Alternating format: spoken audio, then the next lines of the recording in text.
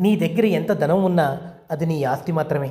కానీ ఎదుటివారికి నువ్వు ఇచ్చే గౌరవం అది నీ సంస్కృతి. సిరి సంపదలు ఈరోజు రావచ్చు, రేపు పోవచ్చు. కానీ నువ్వు పంచే మర్యాద నీ పేరును చరిత్రలో నిలపవచ్చు. గుర్తించుకోనేస్తమా, ఎదుటివాడు ధనవంతుడా పేదవాడా అని చూడడం వ్యాపారం. మనిషిని మనిషిగా గుర్తించి గౌరవించడం సంస్కారం. నువ్వు ఇచ్చే గౌరవం ఎదుటివారి స్థాయిని బట్టి మారకూడదు. నువ్వు మాట్లాడే తీరు నీ వ్యక్తిత్వం లోతును తగ్గించకూడదు. మాట జారితే వెనక్కి తీసుకోలేవు. గౌరవం ఇస్తే తక్కువైపోవు. వంగి నమస్కరిస్తే నీ కీర్తి తగ్గదు. వినయంగా ఉంటే నీ విలువ తరగదు.